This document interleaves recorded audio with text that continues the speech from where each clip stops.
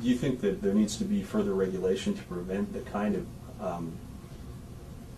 possibly legal but morally bankrupt price-fixing schemes that Enron used against the Alberta consumers? Oh, definitely. We still do not know what happened. There certainly is evidence that Enron was at least trying to control the prices here in Alberta. How successful they were? Well, that's why we ask for a public inquiry. A full independent public inquiry into this whole matter is the only way to get to the bottom of it and see if these allegations are true and how much they cost consumers. That's not unfair to ask, because if you look at what's going on in whether it's Washington or Oregon or Nevada, Montana or California, they're going after these operators and trying to get some money back for consumers. And here our government pretends there's nothing wrong. And we do know that Enron had direct communication with senior government officials in the Department of Energy. Communication to the fact that they were telling the government what to write in an amended regulation. So are you basically saying that Enron was in effect writing some of the regulations that they had to adhere to in the market? In this province? You bet I am. You bet I am. They were instructing the government. They were calling the shots here. And I'm disappointed that our government listened to them. Not only did they call the shots, the government abided by their wishes and then withheld those decisions from the citizens. We don't have that anymore. So would you say that the motivation might have been ideologically, driven? The whole idea that privatization of every industry, even if it's unfit, as electricity is, was just part of the general program of the Conservative Party at the time? Well, you had a corporate ideology. Yeah, that's what I'm saying. You had these slick corporate campaigns to convince politicians in this province that first, electricity was a commodity, and second, market forces would drive down prices. And the same corporations, including Enron, who were driving this ideological campaign, were the ones that were planning on making megabucks in this deregulated market. It was the Enrons of the world that convinced the Alberta Progressive Conservative politicians that this was the way to go. And what have we got?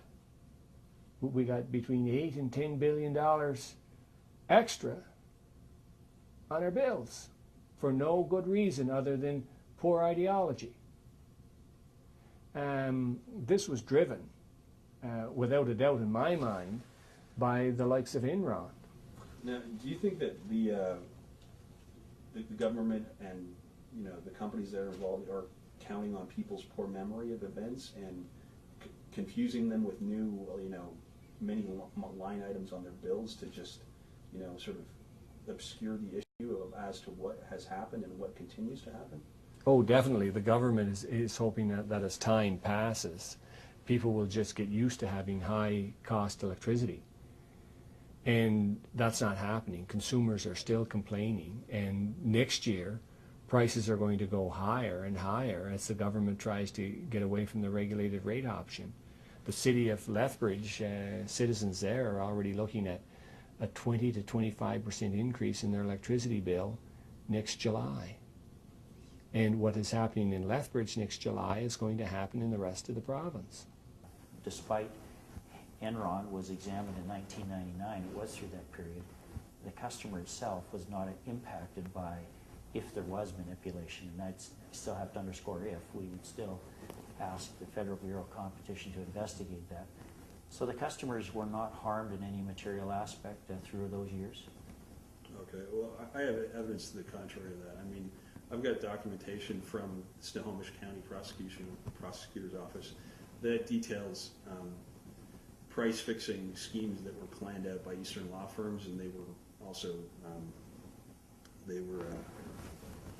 recommending on how to do that, how to manipulate the marketplace in Alberta. I have the documents with me right now. I mean, would you, if you had more evidence, or if I could get some to you personally, would you agree to have a public inquiry in Alberta to investigate this? If there was further evidence that would show there was We have abuse? asked. The Market Surveillance Administrator's been there. They've been examining that. They forwarded that material. The reason why it isn't solely in the jurisdiction of Alberta is because part of these transactions involved jurisdictions outside of Alberta, so it wasn't even in our purview to get all of the facts and information. That's why the Federal Bureau of Competition is the one body that really needs to, and we've had that information from the same lawsuit you said, the Sonomish utility.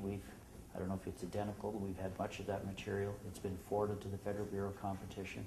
They're the ones that are analyzing that evidence.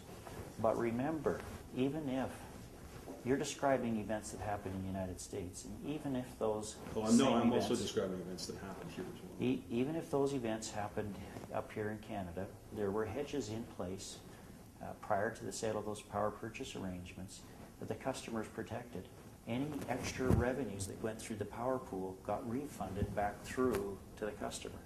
So Enron, in this case, would not have been able to benefit substantially by any such schemes. Can you explain why electricity, unlike other products, is a bad candidate for deregulation? Electricity is not a product. It's not a commodity. This progressive conservative government seems to think it's a commodity. It's not. It's an essential service. And the reason it's not a commodity like wheat or steel or gold or any other of the commodities that are traded in our markets is because once you generate electricity, you can't store it.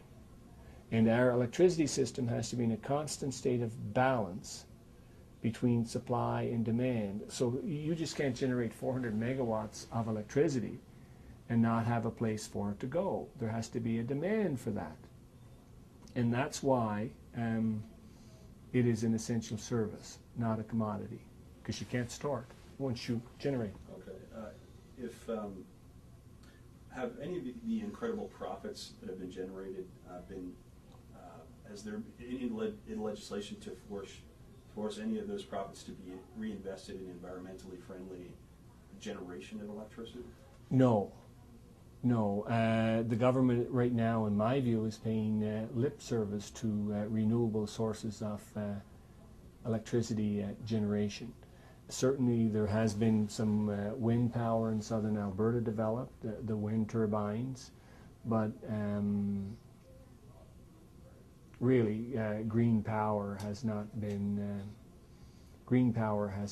seen as a solution here in this province. Hopefully it will be.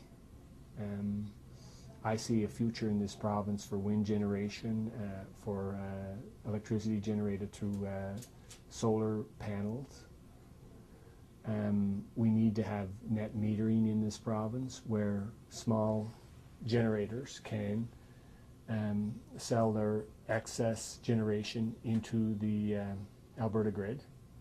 There was a movement afoot this week in the Legislative Assembly by the Conservatives to allow and promote net metering. Hopefully that will become law. We tried to introduce this into the Assembly twice and it was defeated. But this week the Conservatives turned around and they talked openly about net metering as a good thing. And I think once we have net metering, where you can sell as a small generator your extra electricity into the grid, you will see a real movement here in the province towards more environmentally friendly ways of generating electricity, whether it's through solar power or through wind turbines. Okay, just going to pause it there for a second.